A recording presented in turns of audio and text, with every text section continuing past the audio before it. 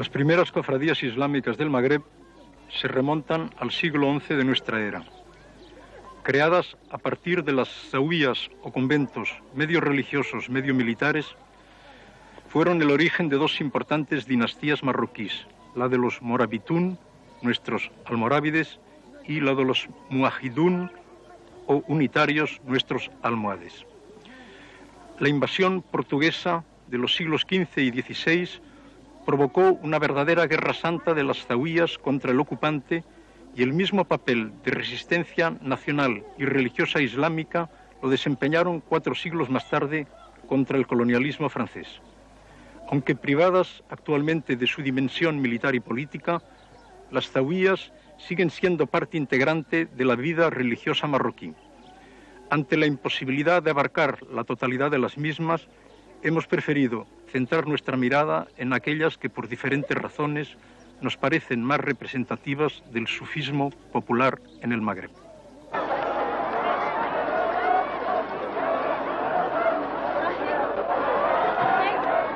Como señalan los historiadores, la santidad en el Islam popular mana de 2 fuentes distintas que a veces se superponen: la iniciática y la hereditaria.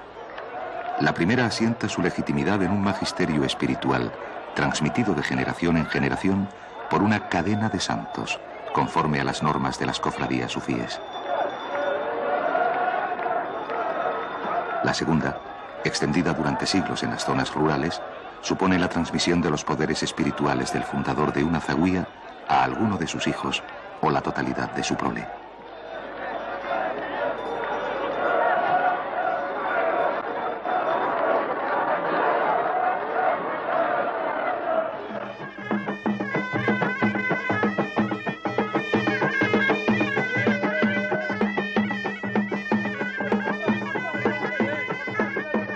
El Islam ortodoxo distingue, claro está, los milagros auténticos de los profetas de los prodigios atribuidos a los santos. Los carismas y portentos que aureolan la vida de estos son juzgados secundarios y aún insignificantes por los propios sufíes. Las vidas de los grandes santos del Islam contienen copia de anécdotas sobre su menosprecio de los dones y poderes sobrenaturales. El ayuno, pobreza, mortificación, humildad preparan mejor que aquellos el camino que debe llevarles a lo largo de las estaciones del conocimiento al amor de Dios y de éste a la unión transformante.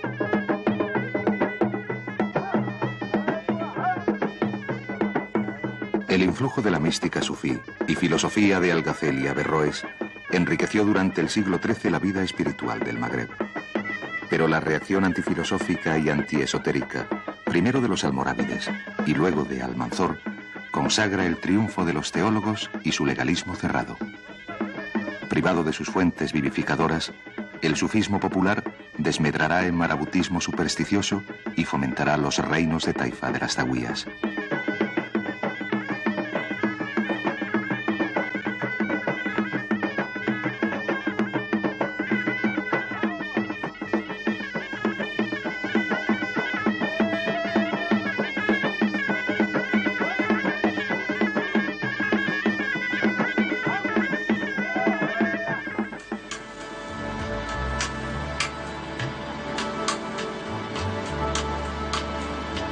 La misma imprecisión tocante al campo semántico de Morabito envuelve el significado de la zahuía. La multiplicidad de sus funciones, origen diverso, profundas diferencias existentes entre la zahuía urbana y rural, la que custodia los restos del fundador y la filial de esta, exigen un esfuerzo esclarecedor. En Marrakech y sus alrededores, por citar un ejemplo, resulta difícil encontrar un denominador común a las zahuías burguesas, configuradas como una asociación vecinal religiosa, y las que, como en Sidi Rahal o Tamesluet, evocan un escenario medieval con su abigarrada y anacrónica corte de milagros. Partiendo de sus distintos fines, modalidades y medios de financiación, Abdelal Leroui propone una tipología puntual y concisa. Zahuía centro social, en las zonas rurales, en las que la gente se refugia, cuida, zanja sus disputas, trueca sus productos, se distrae. A la vez hotel, dispensario, mercado, feria, tribunal, escuela.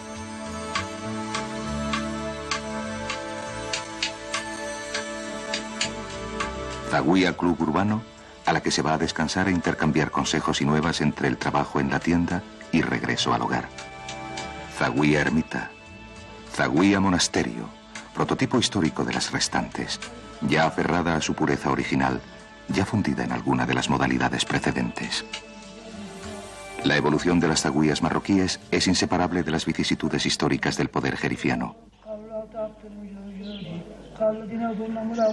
Desde su establecimiento como meros refugios para peregrinos y sufíes errantes, a su transformación en principados semi-independientes de la autoridad del sultán, desempeñan un papel primordial en el funcionamiento de una sociedad fragmentada y compleja. Cuando el Islam canonista y oficial se muestre incapaz de aglutinar los distintos componentes del corpus social marroquí, las cofradías ligadas a un jefe iniciado proliferarán y adquirirán gran ímpetu.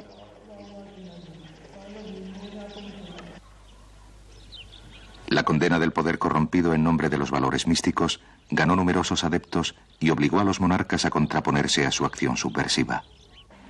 La fundación de algunas zaguías obedeció, como sabemos, a la necesidad del poder de crear asociaciones paralelas destinadas al adoctrinamiento y encuadre de los viajeros. La lucha entre ambas tendencias, la oficial y la popular, se desenvuelve sin tregua a lo largo del siglo XIV. Desde la propagación posterior del movimiento marabútico de Mohamed Zazuli, el florecimiento de las zaguías coincidirá casi siempre con los periodos de debilidad del poder central. La división real del país en Bled al-Makzen, sometido a la autoridad del sultán, y Bled Siba, dependiente de los poderes religiosos locales. Aunque las cofradías religiosas se originan a partir de una zaguía, no todas las zaguías, ni mucho menos, han alcanzado el privilegio de crear una tariká. La mayoría de las que existen hoy en Marruecos son meros centros religiosos locales consagrados al culto de su fundador y sus descendientes.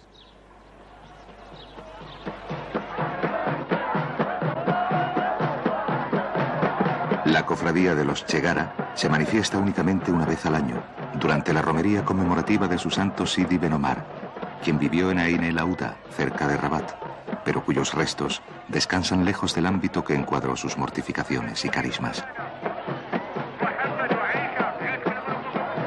Una gran multitud venida de distintas provincias de Marruecos se concentra en Ain el Auda, alrededor de los devotos del Wali, pese a que el lugar carece de tumba y de mausoleo. A pie, a caballo, en carromatos y toda clase de vehículos, sigue al estandarte rojo de la zaguía hacia el que alza a los niños y roza con sus prendas de vestir, a fin de recibir los beneficios de la baraka.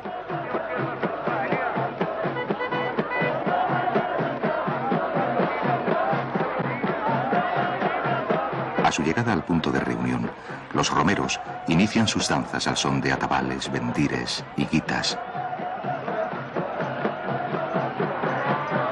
Hombres y mujeres se mezclan, se abandonan al ritmo frenético de la música, entonan aleyas coránicas y alabanzas en honor del santo.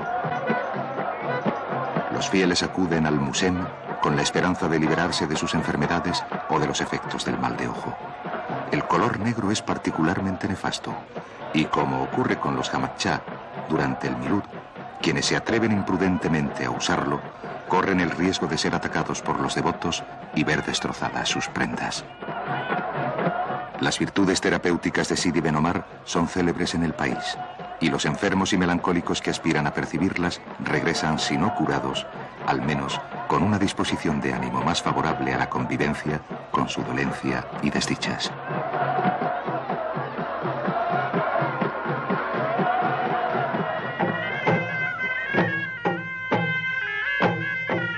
Una enumeración de las cofradías magrebíes, despojadas de su poder político, pero no de su influjo espiritual, resulta muy ardua a causa de su dispersión y a veces de su implantación puramente local.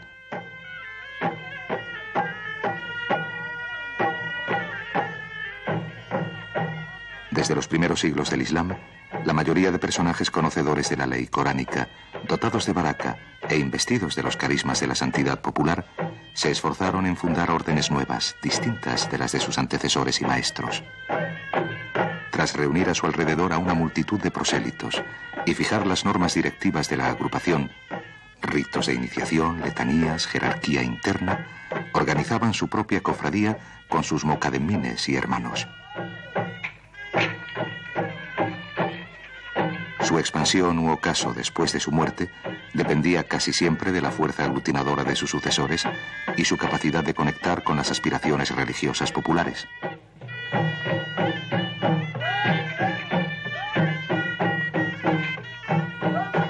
Algunas cofradías históricas como la Yasulía, creada por Sidi Mohammed Ben Sliman Yasuli, enterrado en Marrakech, se extinguieron tras un periodo de esplendor, pese a que aquella fue el eslabón de la silsila o cadena iniciática de la que derivan los Aisawa, Derkawa y varias hermandades aún florecientes. Otras tuvieron mayor fortuna y han sobrevivido victoriosamente a las vicisitudes de la época y embates de la modernidad.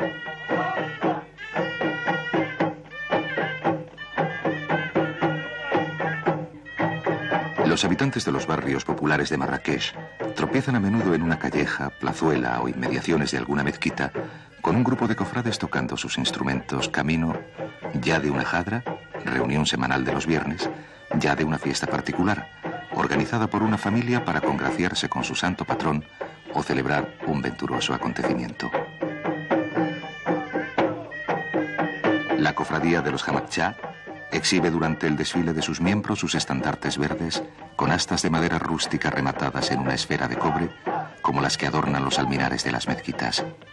Los Juan, o hermanos, hacen sonar estruendosamente sus guitas y golpean de modo rítmico el cilindro de piel que apoyan en el hombro izquierdo mientras, envueltos en la curiosidad de los vecinos, asomados a la puerta de sus viviendas, se encaminan sin prisas al lugar de su asamblea. Fundada a fines del siglo XVII por Sidi Ali Ben Handuch, cuya cadena iniciática se remonta a Yasuli a través de los chercaguas de la Zahuía de Tadla, esta cofradía se propagó rápidamente desde la Zahuía madre de Meknès a la totalidad de Marruecos.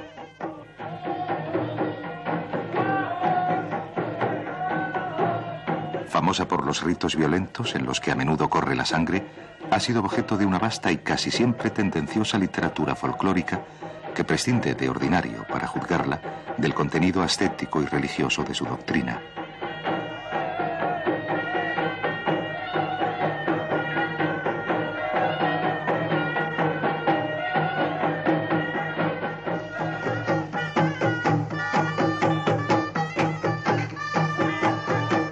El espectáculo, frecuente en las romerías a las que asisten, de una taifa de Hamadchá, bailando al son de sus instrumentos y golpeándose el cráneo con la ceruata, o manojo de bastones sujetos con grillos en torno a un aro central, impresiona desde luego al curioso no iniciado en las asperezas de la vía mística.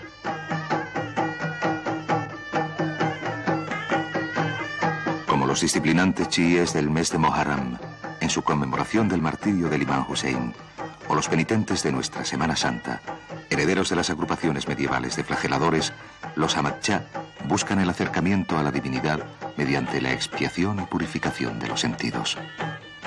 La salmodia, baile y percusión de sus instrumentos les orientan a este encuentro o estado psíquico en el que, con sobrecogedora impavidez, se golpean a veces la cabeza con pequeñas mazas de púas o se infieren cortes en el cráneo con marrazos en forma de alabarda, poseídos de un éxtasis autopunitivo más allá del sufrimiento o dolor.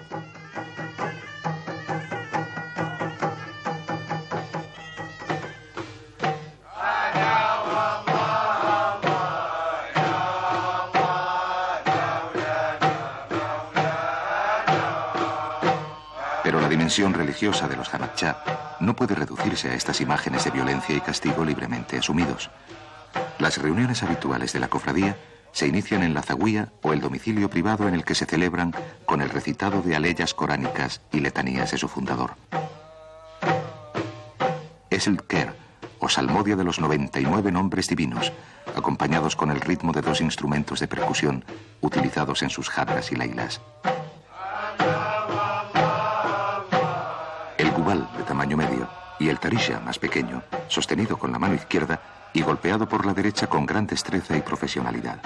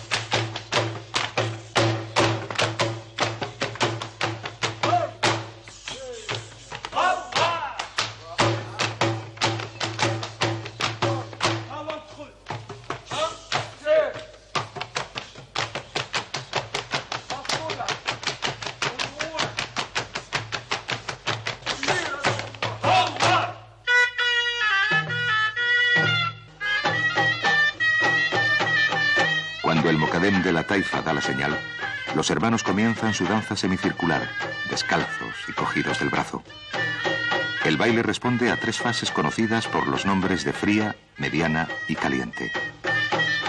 Los hamadchá oscilan de derecha a izquierda sobre un pie y sobre el otro. A veces saltan al unísono y golpean el suelo con las plantas. A medida que se calientan, el zurrido de las guitas y martilleo de sus instrumentos deviene obsesivo y frenético.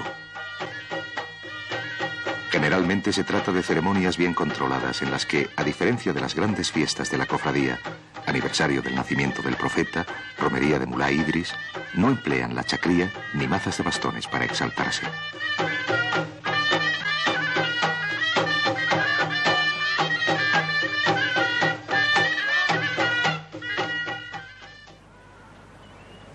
Las conmemoraciones anuales de Mulá Idris, en la hermosa zahuía enclavada en las estribaciones de la sierra cercana a Meknès, son el punto de cita de numerosas cofradías procedentes de todo Marruecos. Los Derkawa de Marrakech y otras ciudades importantes suelen asistir a ellas antes de dirigirse en peregrinaje a la tumba de su fundador.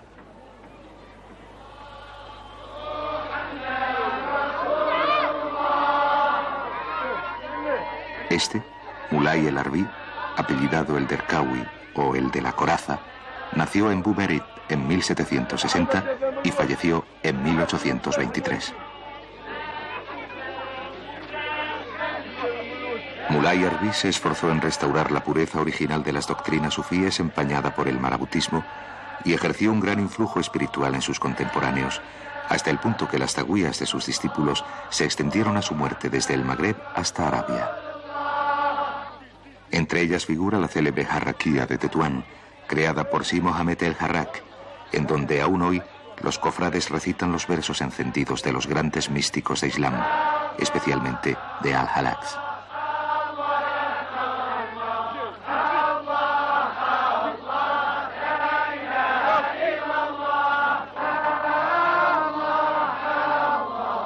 Los Fukara, o hermanos de la Tariká, se distinguieron hasta fecha reciente por sus bastones claveteados, rosarios de cuentas gruesas y turbantes de color verde.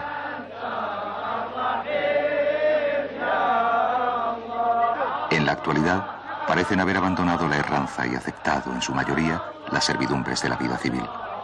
Artesanos o dueños de pequeños comercios practican un dhikr adusto e intenso, ya sea la profesión de fe o alguna otra sentencia coránica, ya la repetición infinita del nombre de Dios.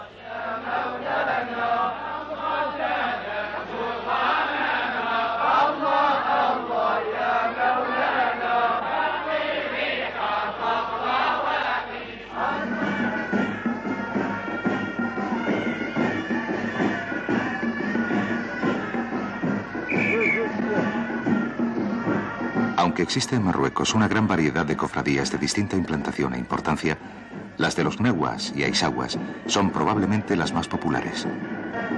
Esta última, cuyo fundador Sid Mohamed Ben Aissa, el maestro perfecto, logró doblegar la voluntad del sultán que le había condenado al destierro y falleció en Meknès hace 5 siglos y medio, rodeado del fervor de sus fieles, se extendió rápidamente del Magreb al Oriente Próximo, asimiló prácticas y costumbres de los esclavos Nawa y cuenta todavía en la actualidad con numerosos adeptos. Las ceremonias y ritos de la cofradía han sido minuciosamente descritos por Lan en Egipto y René Brunel en el Magreb.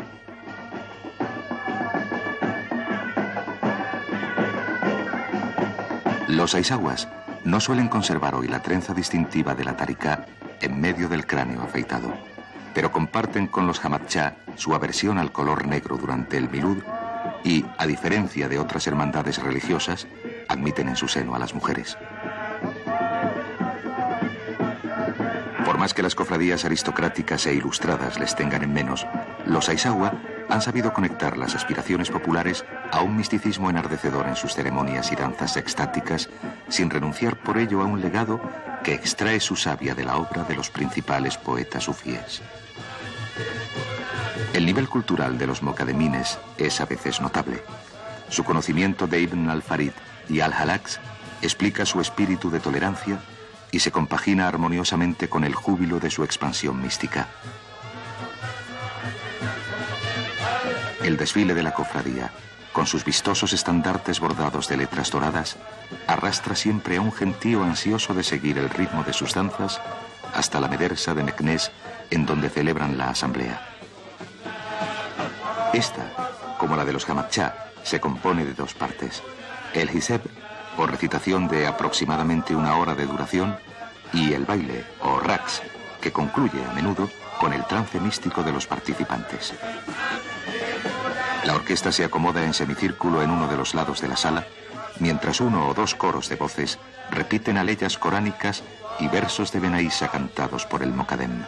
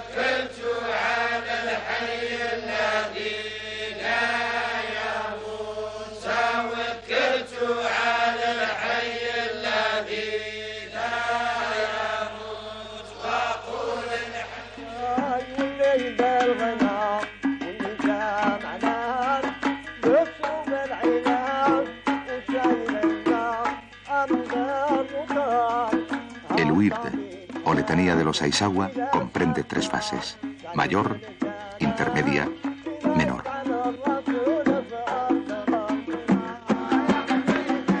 Sus instrumentos musicales, atabales, bendires, tambores, flautas, se insinúan de modo paulatino en el recitado de las casidas y textos sufíes.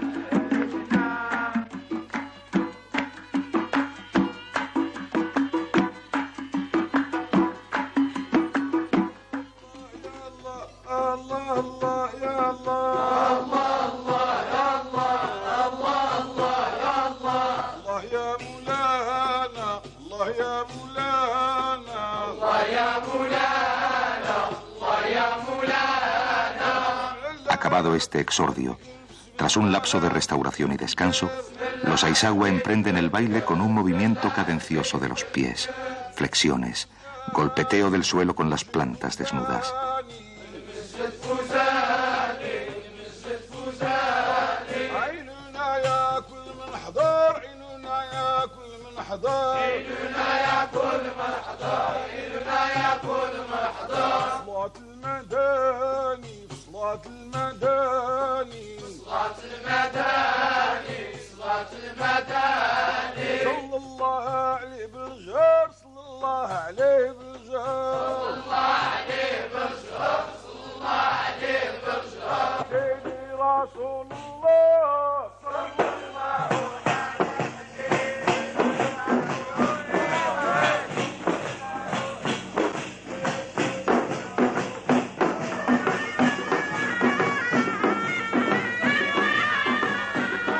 Luego, los hermanos, cogidos de la mano o del hombro hasta trazar un círculo, repiten el nombre divino a un ritmo cada vez más intenso, en el que la articulación se transforma en gemido.